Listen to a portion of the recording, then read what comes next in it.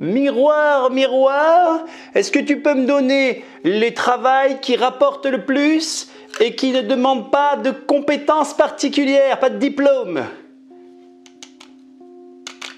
Bon, c'est pas ChatGPT, hein. En attendant, toi, tu es peut-être là pour les trouver, ces petits jobs qui te permettent sans diplôme de gagner plus d'argent que la moyenne. Ben, ça tombe très bien, on va les trouver ensemble. T'as remarqué, j'ai changé de fauteuil. Il était vraiment très abîmé. Bon, je m'en suis pas débarrassé, hein, mais je pouvais pas le garder, quoi. C'était trop, voilà, ça allait pas. Bref. Alors, on cherche quels sont, voilà, les métiers faciles et bien payés. On va y arriver. Alors, on va aller. 15 métiers qui payent bien sans diplôme. C'est ça qu'on cherche, on est d'accord? On va prendre cette liste et on va voir un petit peu ce qu'il en est. Alors, chauffeur poids lourd. Ok. Consultant. Attends, on regarde le salaire de chauffeur poids lourd. Chauffeur poids lourd entre 1500 et 2000 euros net par mois et au fur et à mesure qu'on gagne de l'expérience, 4000 euros par mois. Consultant, jusqu'à 3600 euros par mois. Convoyeur de fonds, ah, je ne savais pas. 1400 à 1700, 2000 euros. Ok, mécanicien entre 2500 et 4500 euros net par mois, pas mal. Agent immobilier, qu'est-ce que mon métier fait là-dedans? Alors déjà, je suis désolé de te dire que c'est pas un salaire. Agent immobilier, en fait, Attends, on va fermer ce truc là, ça m'énerve. Agent immobilier, en fait, tu es la plupart du temps à ton compte et franchement, c'est assez aléatoire. Donc on va dire que bon voilà, après, là, quand on t'annonce 3000 euros par mois, voire plus, j'y mettrai des grandes guillemets, ça reste un métier d'indépendant. Chauffeur VTC, 2500 à 4000 euros par mois avant paiement des charges. Ok, sophrologue, le salaire peut aller de 1500 net à plus de 5000 euros net. Alors je ne sais pas, mais ça a l'air intéressant. Serveur, alors serveur, c'est vrai et c'est faux, ça dépend des lieux et ça dépend des conditions.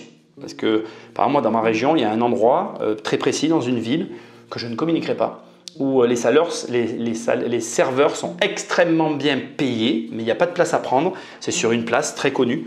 Et voilà, sur cette place précisément, il y a énormément d'argent à gagner si tu arrives à être serveur à cet endroit-là. Donc, c'est vrai et c'est faux, puisque ailleurs, tu ne gagnes pas autant, mais là, tu gagnes beaucoup d'argent. Téléprospecteur. Proche du SMIC, allant de 2000 euros brut, un professionnel peut aller à 3000 euros par an. Bon, ok. Développeur, ça c'est vrai.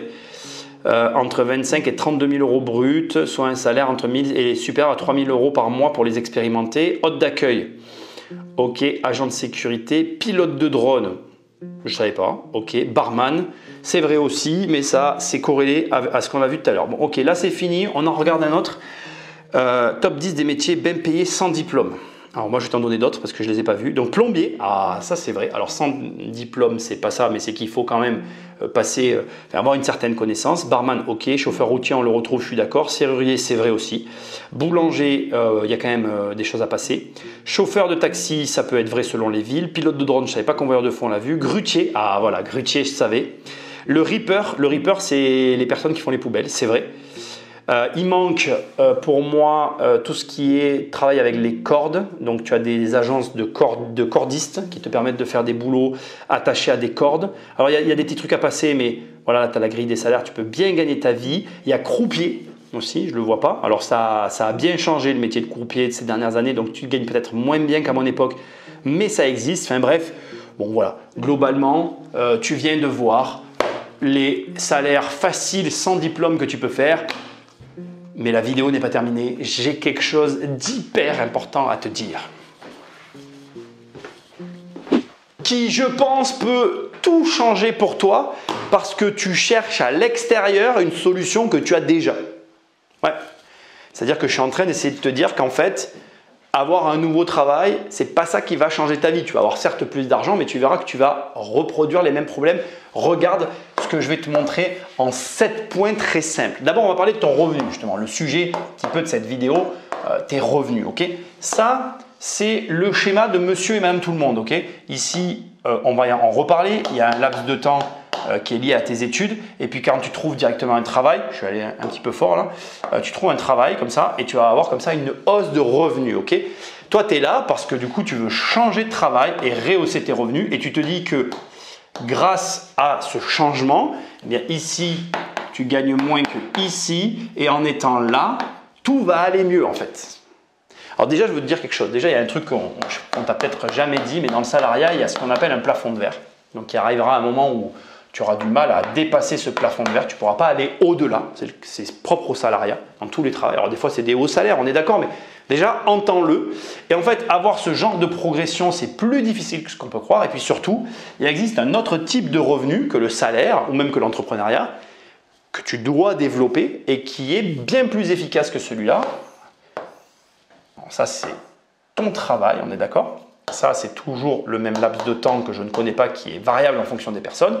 Et ce nouveau type de revenu, il a la particularité, tu vois, de faire quelque chose comme ça. Et de quoi on parle? On parle de l'investissement. Okay, c'est l'acte d'investir et il y a un avantage déjà, c'est que les revenus de l'investissement sont quasiment infinis. Il n'y a pas de limite. Tu peux, quand tu sais faire, monter ces revenus et tu auras beau trouver plusieurs travails, il va y avoir à un moment donné ce fameux plafond de verre et donc de toute façon, les revenus de l'investissement sur le moyen et long terme dépasseront toujours les revenus du travail. Donc déjà, je te donne déjà un premier point hyper important. Au lieu de chercher un nouveau boulot, crée-toi de l'investissement. Alors, je ne vais pas écrire ça là, parce que j'ai quelque chose à rajouter. Par contre, faire très attention. Regarde ici, là. L'investissement n'a pas que des qualités, il a un énorme défaut, mais pour moi, c'est une qualité parce que ça va t'apprendre la patience et cette période, elle peut être longue, enfin, elle est variable en fonction des personnes, ça peut durer 5 ans, ça peut durer 10 ans, ça va dépendre bien évidemment du revenu, de l'engagement, du choix de l'investissement. Il y a plein de paramètres que je ne maîtrise pas, ce n'est pas le propos de cette vidéo, je te laisse faire. Mais donc voilà, déjà tu vois, et c'est le premier message, qu'il existe d'autres types de revenus que tu peux d'ores et déjà amorcer et qui vont être bien plus utiles à ta situation qu'un nouveau salaire plus élevé, même s'il est plus facile à obtenir, bien forcément, ça ne sera pas ce que tu crois. Précisément pour cette deuxième raison, les dépenses. Et là, regarde bien, c'est assez important. Donc, on garde sur le même schéma. Ici, on a toujours notre laps de temps qui est X. T'inquiète pas, on va en parler. Et le problème avec les dépenses, c'est que la plupart des gens, ils font quelque chose comme ça. Voilà. Les dépenses, elles sont finalement un petit peu par palier, elles augmentent au fil du temps et il arrive malheureusement à un moment où ça va faire ça. Et alors c'est problématique parce que c'est vraiment une question de comportement. Donc toi tu vas chercher ici un nouveau travail. Oh, attends, je n'étais pas tout à fait comme ça que je voulais faire. Voilà, ici tu vas du coup aller chercher un nouveau travail parce que tu te dis moi je veux arrêter. Sauf que ce que tu as fait une fois, rien ne prouve que tu ne le feras pas deux fois et du coup en fait tu as plus intérêt à arrêter ce type de comportement que quoi que ce soit d'autre. Alors déjà, j'ai plein de choses à te dire, mais je vais te montrer déjà un deuxième schéma qui est là aussi un autre comportement. Okay, on garde toujours notre même schéma. Et là, on a quelqu'un qui va avoir un comportement légèrement différent. Il va exercer ce qu'on va appeler un contrôle sur ses dépenses. Certains vont me dire « Ah ouais, mais si tu gagnes de l'argent pour faire ça, c'est pas intéressant. » En fait, ce qui n'est pas intéressant, c'est surtout de faire ça en fait. Alors, je sais qu'il y en a qui vont me dire « Mais non, mais je ne ferai pas ça. » Mais ne réagissez pas comme ça, les gars. Ça arrive à tout le monde à un moment donné d'avoir ces dépenses qui dépassent ses revenus. Alors, ça arrive à tout le monde, il faut réagir, sauf que quand ça dure, mais le problème c'est que ça amène à la faillite. Et il vaut mieux chercher à contrôler ses dépenses et en avoir conscience plutôt que l'ignorer et toujours chercher un nouveau revenu pour augmenter. Alors attention, on fait la part des choses. Je ne suis pas en train de vous dire qu'il ne faut pas chercher à augmenter vos revenus. Bien sûr qu'il faut augmenter ses revenus, mais tout en contrôlant ses dépenses. C'est un équilibre. On en arrive au troisième point qui marquera une jonction avec le reste de tout ce que je vais t'expliquer, qui va être l'éducation. Ce point est central et en réalité, j'aurais pu le mettre en premier, mais j'ai choisi de le mettre en troisième parce qu'il va prendre tout son sens à partir de maintenant. Et je vais maintenant te superposer tout ce que je viens de t'expliquer pour que tu comprennes la subtilité. Ça, c'est le schéma de la plupart des gens. Là, il y a un léger temps comme ça, et on fait ça, et puis on se retrouve avec quelqu'un qui va faire ça, parce que généralement, quand même, la plupart des gens ne vont pas dépasser leurs revenus. Certes, l'espace ici, entre ceux qui gagnent et leurs dépenses, n'est pas très grand, mais s'il y a 10 000 personnes qui regardent cette vidéo, il y en a 8 000 qui vont être dans ce schéma-là. Ça, c'est l'école. Et c'est le grand malheur, c'est que les gens considèrent, à tort, et peut-être toi d'ailleurs, que ça y est, ils savent tout, ils n'ont plus besoin de personne. Et qu'un mec comme moi ne sert strictement à rien. Il ne peut pas y avoir de choses intéressantes dans ces livres parce que s'ils achètent ces livres, ils vont enrichir un mec comme moi et qu'en fait, je ne suis qu'un nuisible qui n'a rien à apprendre. C'est une énorme erreur. Regarde, je vais te dire la phrase que j'adore cette phrase, je la répète tout le temps. Ton niveau de revenu est égal à ton niveau d'éducation. En fait, tu dois faire quelque chose comme ça parce qu'il y aura une baisse de motivation par rapport à l'école. Puis, tu dois prendre conscience qu'il existe une forme d'éducation, on va dire, financière à laquelle tu dois finir par t'intéresser et qui va finir par faire quelque chose comme ça. Normalement, quand tu accroches cette éducation, tu accroches tes premiers investissements et ça va se faire quelque chose comme ça. Ce qui fait que tu auras quand même pris ton travail ici, tu vas amener ton travail mais que tu pourras arrêter là parce qu'à partir du moment où… d'ailleurs, j'aurais dû aller un petit peu plus loin, pardon, je vais faire un petit peu plus précisément. Voilà, on va le faire plus précisément. Ici, tu as le croisement entre tes investissements et ton travail et à partir de là, une nouvelle vie commence pour toi parce que tu choisis de relancer ton éducation. Bien évidemment, ici, on parle d'éducation financière et que cette éducation financière, elle va créer de nouveaux revenus qui vont changer ta vie, ce que tu as tapé au départ dans ta barre de recherche pour arriver ici. Donc, bien évidemment, mon but ici, c'est de te faire comprendre que l'éducation, elle est au centre de tout ça. Déjà, regarde, ce que je t'ai expliqué avant, c'est quoi? C'est de l'éducation. Ce que je t'ai expliqué encore avant, c'est quoi? C'est de l'éducation. Mais attends, ce n'est pas terminé, puisque maintenant, on va rajouter d'autres éléments qui sont là encore de l'éducation. Donc ici, on va écrire sécurité. Et ici, on va tirer un trait et on va écrire investir. Ce sujet-là, bien évidemment, c'est le sujet numéro 4 et il est question ici de l'épargne. Et là, c'est un sujet extrêmement intéressant pour moi. Je vais t'expliquer pourquoi. Parce que bien évidemment, toujours pareil, s'il y a 10 000 personnes qui regardent cette vidéo, il y en a au moins 8 ou 9 000 qui vont être de ce côté. Tu vas avoir de l'épargne que tu vas opposer à ce que tu penses être du risque qui va être ici l'investissement. D'accord? Sauf que, laisse-moi t'expliquer et c'est là que ça devient intéressant. Regarde. Ici, on garde toujours le même schéma. Il a de l'épargne. Donc, regarde, il a de l'épargne et un revenu. Donc, ça veut dire qu'en réalité, il a un revenu et il a de l'épargne. Ici, il s'éduque financièrement. Il a, au bout d'un moment, on va dire 4 revenus et il a peut-être aucune épargne. Allez, on va mettre qu'il a quand même de l'épargne parce que 2, on va mettre de l'épargne. Donc 4, c'est voilà, 1 et 2, d'accord? Épargne. Tu sais ce que je vais te dire. Ici, il perd un revenu. Qu'est-ce qui lui arrive? Plus rien. Il continue à vivre. Ici, il perd son revenu. Il perd tout. La vérité, c'est que tout ça n'est qu'une question d'éducation.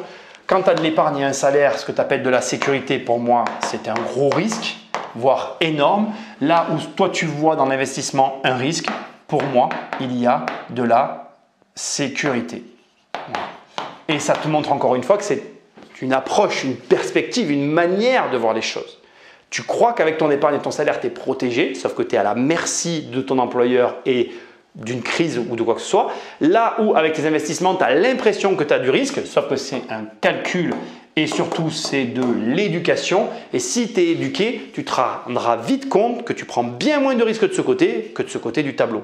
Ce qui pour moi, en fait, est extrêmement important parce qu'en réalité, c'est là que se crée la différence entre ceux qui ont de l'argent et ceux qui n'en ont pas. D'ailleurs, j'aurais pu l'écrire, mais tu as bien compris que de ce côté du tableau, on a ceux qui sont riches parce qu'ils investissent, mais sécuritairement, mais ils investissent. Alors que de ce côté du tableau, on a ceux qui sont entre guillemets pauvres parce qu'ils choisissent de ne pas investir.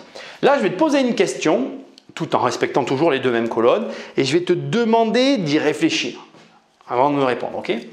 Est-ce que tu préfères avoir 100% de ta propre entreprise, d'accord ? Ou est-ce que tu préfères avoir 1% d'une entreprise à quelqu'un pour lequel ta place, elle est…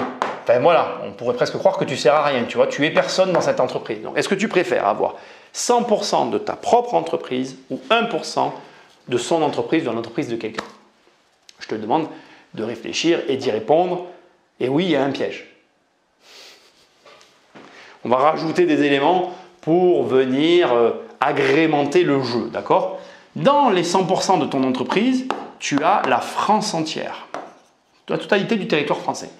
Et ici, tu as le monde entier. Qu'est-ce que tu préfères?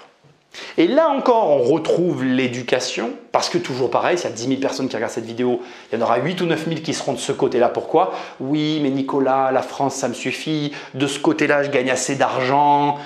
Là-bas, c'est risqué. J'ai pas ma voix au chapitre. Je ne sais pas qui sont mes associés. J'ai pas envie d'avoir des associés. C'est des problèmes. Regarde, je vais t'expliquer, d'accord? Tu vas comprendre, c'est très facile.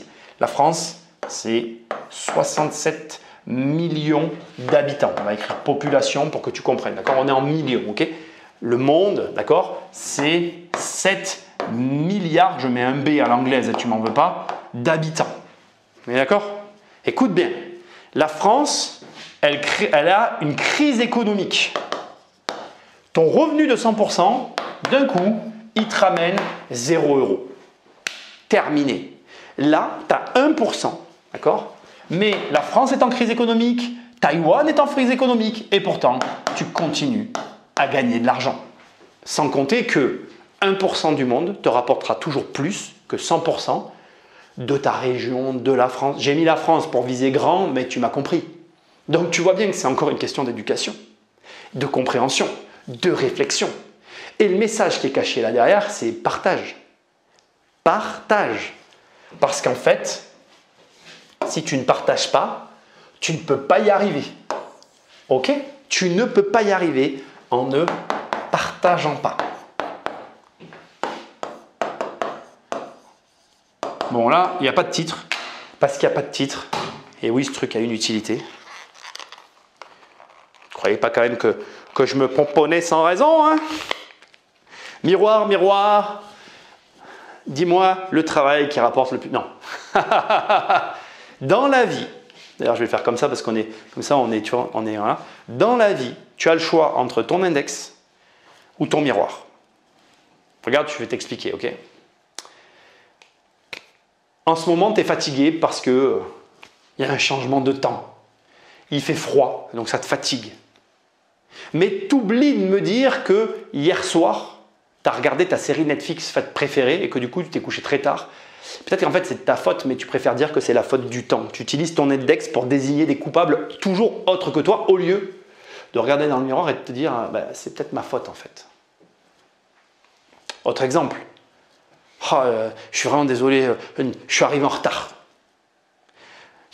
Voilà, il y avait des travaux en bas de chez moi, je suis arrivé en retard, ils étaient en bas de chez moi, c'est pas ma faute. Non, attends, on prend le miroir, on se met devant le miroir, ok, tu n'avais qu'à te préparer 15 minutes avant pour être à l'heure, parce que ce rendez-vous était important.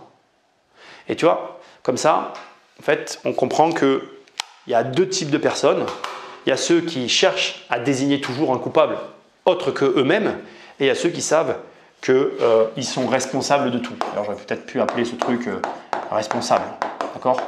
L'argent, je le dis tout le temps, aime les gens responsables. Sois responsable de tout, tu auras de l'argent. Ne le sois pas, désigne avec ton index la faute sur les autres, mais ne sois pas surpris si tu n'as pas d'argent. On termine avec le 7e et dernier point, qui est un point particulier, puisque je n'ai pas de réponse à te fournir. Je vais te raconter une petite histoire intéressante, et ça sera à toi à définir ce qu'il y a de mieux finalement par rapport à ta situation. Ok. Pendant des années, avec ma mère, on avait un commerce en centre-ville. Bon, je vais laisser ça là. On avait un commerce en centre-ville et il y avait un parking limité en place. Quand on n'avait pas d'argent, on se garait sur ce parking pendant une période. Après, on a eu un peu d'argent, on a commencé à avoir de l'argent à l'immobilier, donc on payait le parking. Mais pendant une période, on n'avait pas l'argent de se payer le parking. Ça a duré quand même un certain temps, assez pour que je m'en souvienne et que j'en fasse un point dans une vidéo. Et écoute bien, c'est très intéressant. Il y a deux manières de voir les choses. Je te dirai de quel côté je suis et à toi de voir. Et tu verras ce que je vais te dire est surprenant. Ma mère m'a toujours dit, Nicolas, mets-toi en double fil et attends que quelqu'un parte et tu prends sa place. Ça, c'était la stratégie de ma mère.